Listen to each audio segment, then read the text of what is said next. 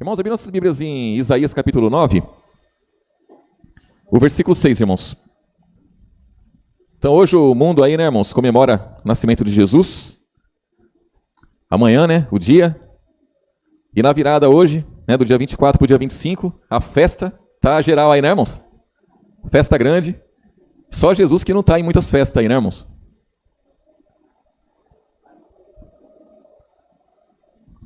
Isaías capítulo 9, o versículo 6, diz assim, irmãos: porque um menino nos nasceu, um filho se nos deu, e o principado está sobre os seus ombros, e o seu nome será o quê, irmãos? Maravilhoso. Qual é o nome, irmãos? Jesus. Conselheiro, Deus forte, Pai da eternidade, Príncipe da paz. Então até aqui, né, irmãos, essa profecia aqui, ela se cumpriu, né? Jesus, ele nasceu, ele veio. Só que antes desse versículo aqui, tem os outros versículos que também faz parte da profecia, irmãos. E é o que muitos não seguem, né, irmãos? O menino nascer, então o menino Jesus, quando se fala no menino Jesus, o mundo inteiro contempla. O menino Jesus, né? É lindo, é maravilhoso pensar no menino Jesus. Mas e o que ele trouxe? Né? Aí aqui no capítulo 9 mesmo, versículo 1, diz assim, ó: mas a terra que foi angustiada não será entenebrecida.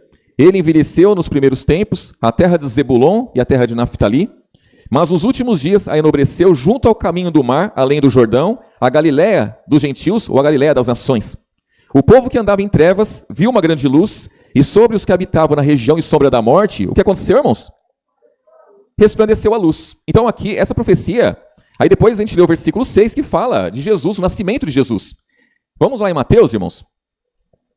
Mateus capítulo 4.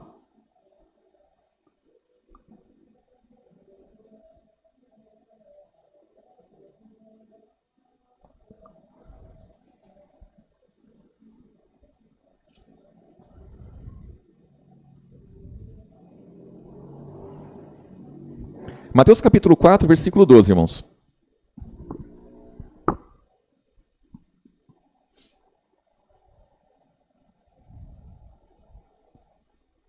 Diz assim, Mateus capítulo 4, versículo 12: Jesus, porém, ouvindo que João estava preso, voltou para a Galiléia e, deixando Nazaré, foi habitar em Cafarnaum, cidade marítima, nos confins de Zebulon e Naftali, para que se cumprisse o que fora dito pelo profeta Isaías, que diz... Aí aqui no versículo 15 vai dizer da profecia que nós lemos, lá em Isaías.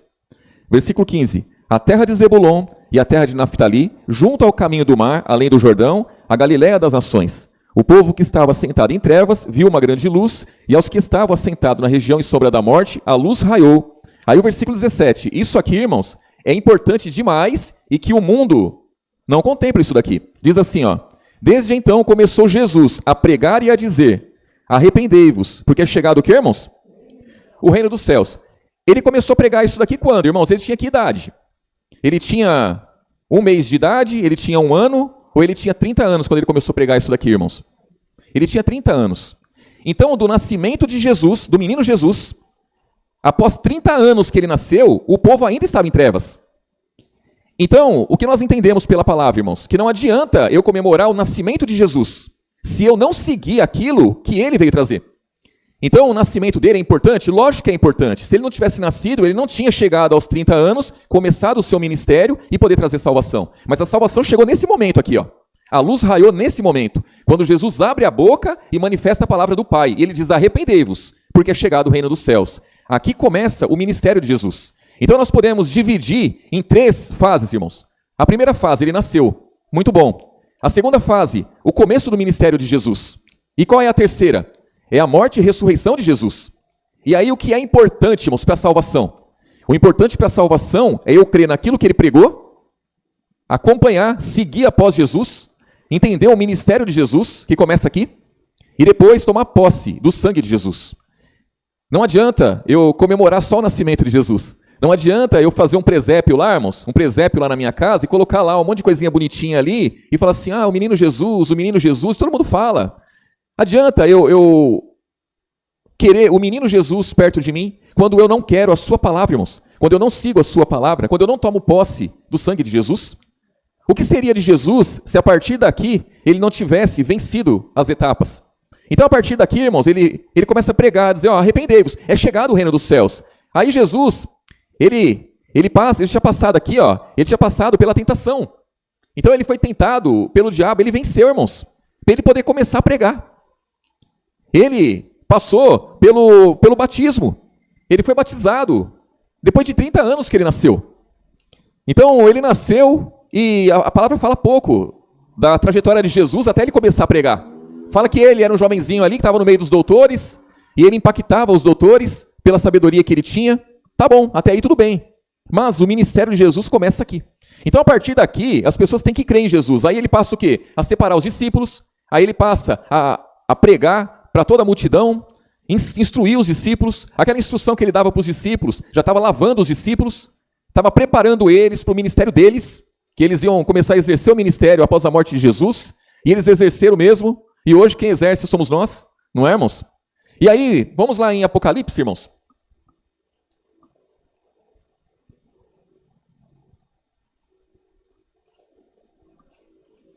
Apocalipse capítulo 12, irmãos.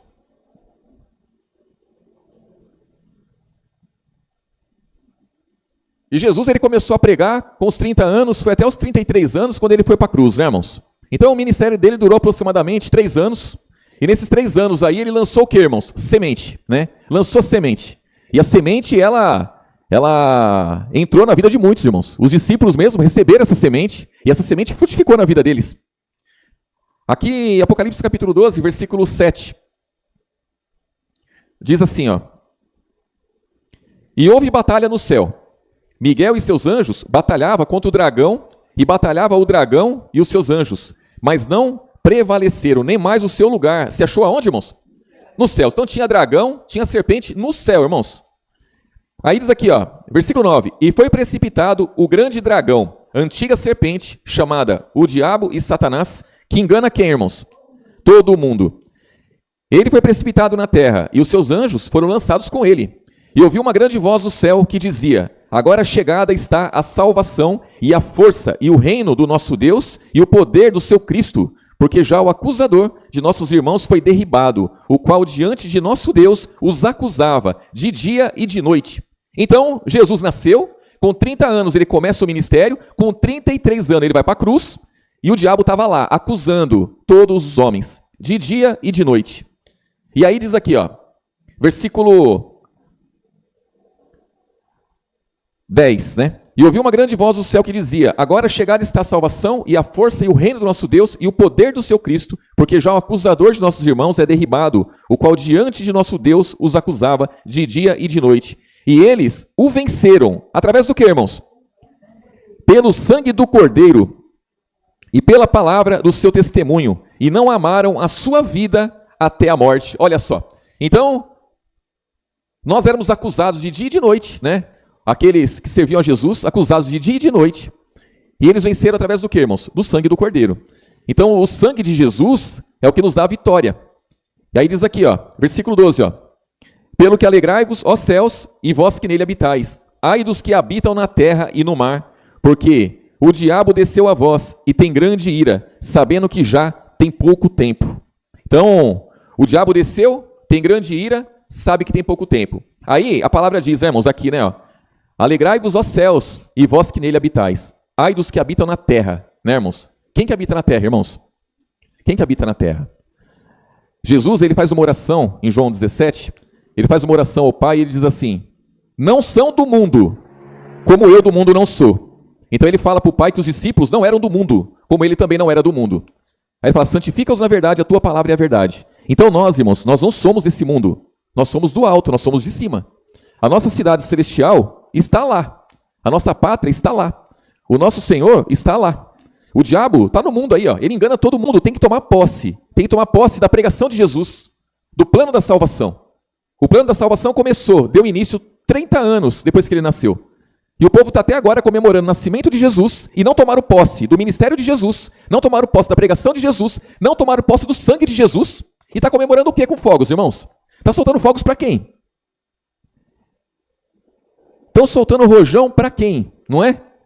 O povo pega essas motos barulhentas e sai na rua, agradando a quem? Agradando o diabo, que foi lançado na terra, que foi derrotado pelo sangue de Cristo. Quando eles comemoram, a comemoração que o mundo faz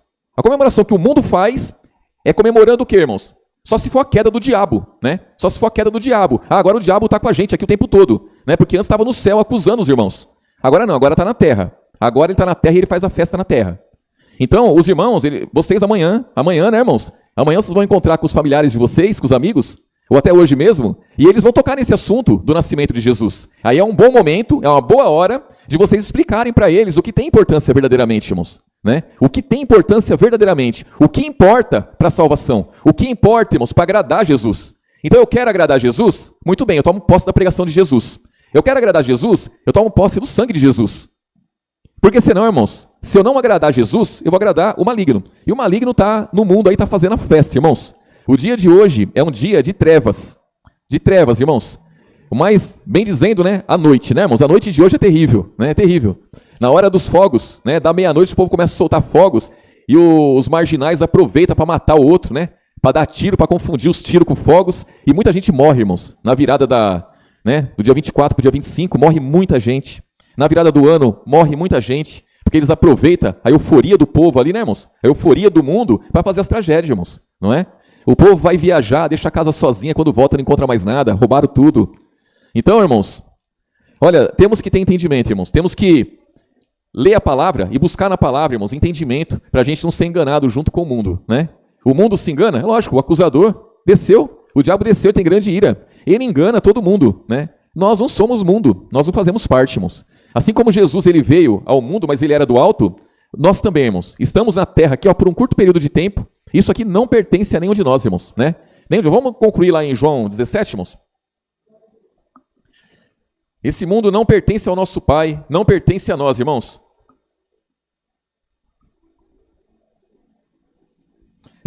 João 17, versículo 14. Irmãos, não receberam a palavra de Jesus. Não vão receber a sua, né? Tenha certeza disso. Senão a palavra é mentirosa, irmãos. Senão a palavra seria mentirosa. João capítulo 17, versículo 14. Aqui Jesus fala para o Pai em oração. Um pouquinho antes dele ir para a cruz, irmãos. Dei-lhes a tua palavra, e o mundo os odiou. Olha que coisa, irmãos. Então Jesus deu a palavra do Pai. Quando que ele começa a dar a palavra do Pai, irmãos? Aos 30 anos de idade, ele começa a dar a palavra do Pai. Não foi quando ele nasceu, foi aos 30 anos de idade. Ele começou a dar a palavra do Pai aos discípulos. E o mundo começa a odiar os discípulos. O mundo se volta contra ele e se volta contra os discípulos. Dei-lhes a tua palavra e o mundo os odiou, porque não são do mundo, assim como eu não sou do mundo. Não peço que os tire do mundo, mas que os livre do mal. Não são do mundo, como eu do mundo não sou. Santifica-os na verdade, a tua palavra é a verdade. Assim como tu me enviastes ao mundo, também eu os enviei ao mundo. Olha que coisa, irmãos. Então, cada um de nós não somos desse mundo, nós somos enviados para o mundo. Quando que Jesus nos enviou para o mundo, irmãos? Porque Jesus, primeiramente, ele nos tirou do mundo. Quando que ele nos tira do mundo? Quando ele fala assim, ó, arrependei-vos, porque é chegado o reino dos céus. Aí eu me arrependo, eu tomo posse do reino dos céus, eu sou tirado do mundo e sou introduzido no seu reino. Aí ele me prepara, ele me dá da sua palavra, me dá das suas instruções, me sela com o Espírito Santo e me envia para o mundo para quê, irmãos? Para eu manifestar o caráter dele, para eu manifestar a palavra dele, para eu padecer como ele padeceu, para eu ser rejeitado como ele foi rejeitado, para eu manifestar a imagem do Pai através da minha conduta, e assim cada um dos irmãos.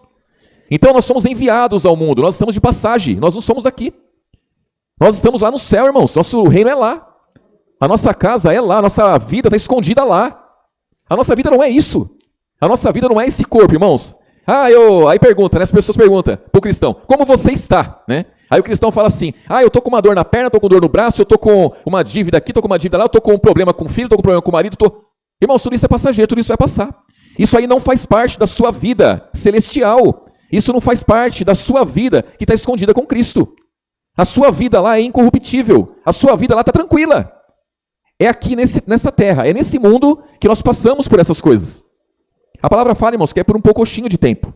Mas se nós não tivermos esse entendimento, toda vez que vier uma dor, eu murmuro, toda vez que vier um problema, eu reclamo. Por quê? Porque eu acho que a minha vida é isso, a minha vida não é isso. Se eu conseguisse ver a minha vida, se os irmãos conseguissem ver a vida de vocês que está com Jesus, irmãos, a nossa vida é maravilhosa. Se vocês conseguissem ver o corpo celestial que está guardando por vocês lá no céu, irmãos, imagina você ter um corpo que não sente dor, que não sente frio, que não sente fome, um corpo glorioso, irmãos, imagina isso. O irmão Vero vai fazer uma cirurgia agora, em janeiro. Glória a Jesus. É pro tempo que ele está aqui, irmãos, para ele viver melhor aqui. É só para isso. Mas se ele conseguisse enxergar o corpo celestial, irmãos, se eu conseguisse enxergar o corpo celestial, se a gente conseguisse, irmãos, a gente ia se animar de tal forma que a gente ia passar por cima de todas as dificuldades. De todas as dificuldades. Imagine se você, um exemplo claro, né? Se você tivesse com 1 milhão de dívida, e essa dívida fosse 1 milhão de dívida, imagine 1 milhão de dívida, irmãos, tem que pagar 1 milhão de dívida. Aí você soubesse que você ganhou 30 milhões. Você fica preocupado com esse 1 milhão, irmãos? Eu ganhei 30 milhões, por que eu estou preocupado com 1 milhão de dívida? Nenhuma. A mesma coisa é o nosso corpo, a mesma coisa é a nossa vida aqui. É passageira, tem dificuldade, tem luta, mas se a gente tiver certeza, irmãos, da nossa vida lá no céu, do nosso corpo celestial, isso tudo passa batido. Fala, é só por um pouco de tempo, isso aqui vai passar. Isso aqui não tem feito nenhum, não. E aí, as coisas fluem, né, irmãos? E aí diz aqui, ó. Onde eu estou aqui, irmãos? Até virou minha folha aqui, ó. 18. Versículo 18, ó. Assim como tu me enviaste ao mundo, também eu os enviei ao mundo. E por eles me santifico a mim mesmo, para que também eles sejam santificados na verdade.